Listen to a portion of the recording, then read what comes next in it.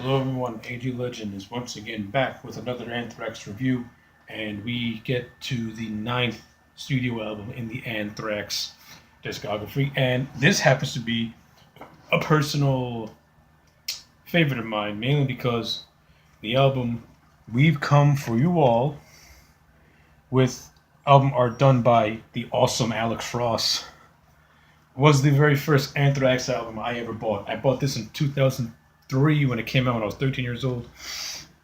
And I remember when I heard this for the first time, I loved it.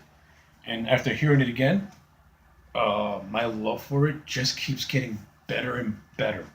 I love We Come For You All.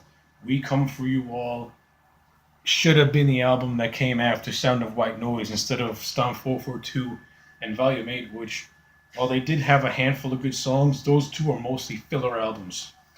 This was the thrash album that should have came out once Sound of White Noise, once as a follow-up to Sound of White Noise, because this album, from start to finish, is awesome. Let's get started with it right now. We start off with the track number one, which is Contact, which is a instrumental, and it immediately sets the mood, and it immediately establishes that this is not like the previous two albums. This is going to be something different, and you can tell with the intro. You know, it has a nice, good intro, and then you have a nice, it has a nice, cool instrumentation going on, and then once it kicks in, you got like a good pounding of the drums coming right at you, and then it automatically segues to that first song, which is called "What Doesn't Die." And "What Doesn't Die" is a killer track, and is the official, and of course we call it the official opening track because it's actually the first track that actually has lyrics and music and shit like that. Anyway, "What Doesn't Die" is a classic Anthrax thrash song. It just comes in, just punches you right in the face. So good. Loved. I loved it. Today was actually the first time I heard it, and I immediately was like, why didn't I hear this song more often? I like this. This is good shit. "What Doesn't Die." Track 2, amazing. Then we get to track 3, "Superhero." Not a bad song. It's okay. Not one of my favorites off the album, but I'll let it pass because it's decent. But pretty much from tracks 4 through 6 are my favorites, are probably my standouts. We get to track 4, "Refuse to Be Denied." Right off the bat, you get an awesome acoustic intro, and then it just segues into Charlie Benante hitting those drums, bum bum bum bum, and you get that awesome John Bush roar. And I love the music in this song, and I love the lyrics in this song, which is pretty much an anthem to stand up and refuse to be denied. The song itself, the title itself, just it pretty much says refuse, refuse, stand against those that are against you. Don't back down from nothing.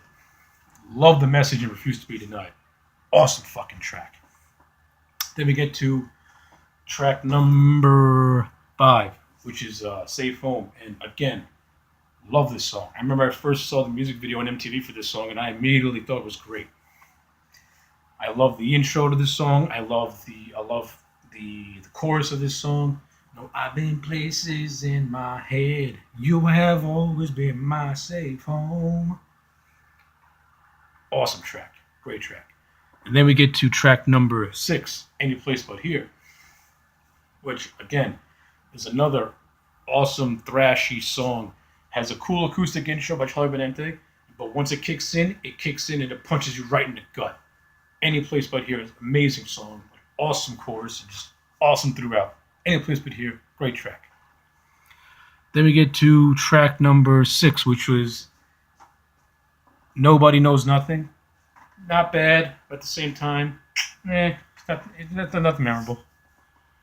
Then we get to "Strap It On," which features Dimebag Darrell.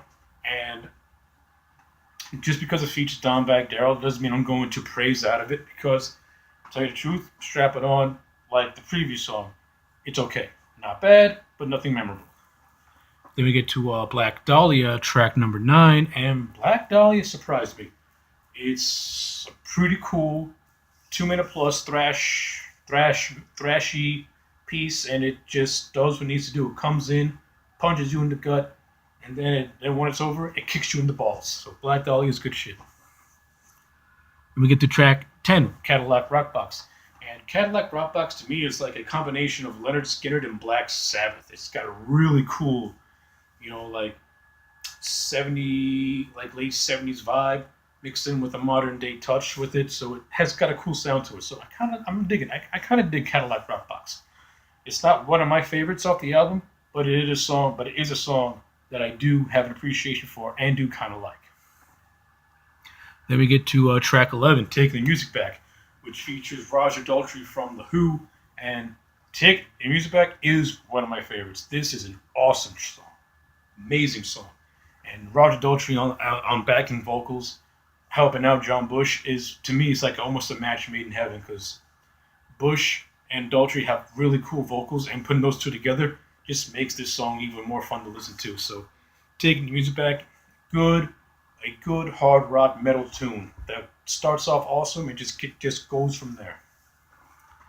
Then we get to track number 13. No, sorry. Then we get to track 12, which is a little thing called Crash, which is just Frankie Bello doing like a little spoken word.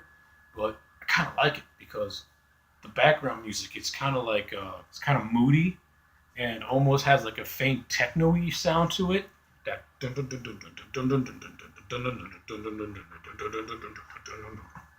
so I kind of dig it. I dig Crash a lot. I like it. So it barely goes on for a minute, but it's very memorable and it's really cool.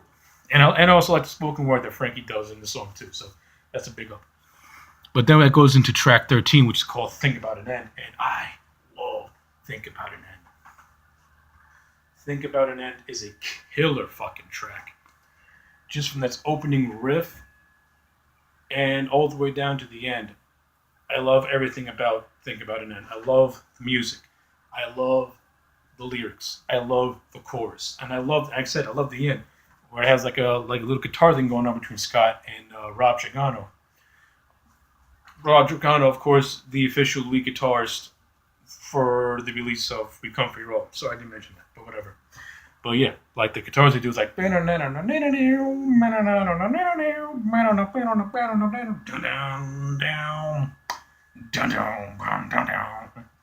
so yeah, to me, Think About an End is an awesome thrashy song. Great track. And then we get to the final, the closer, which is WCFA, which of course is abbreviated for We Come For You All. And this song is also, it's pretty cool. It's not horrible. It's not bad. I only heard it once, so I need to hear it again to get a better appreciation of it. But from what I heard, solid. But I won't go out my way to recommend it. So yes, that is my review of Anthrax's We Come For You All. Of course, this gets a 9 out of 10. I love it. It's awesome. It's amazing. Almost every single song in this thing kicks it out of the park, and it definitely makes up from Stomp 442 and Volume 8. This right here just erases those two albums because it is that damn good. Classic Anthrax thrash album. So, We Come For You All one more time is a solid 9 out of 10. Anyway, those are my thoughts. I am AJ Legend. Like, comment, subscribe. See you again next time.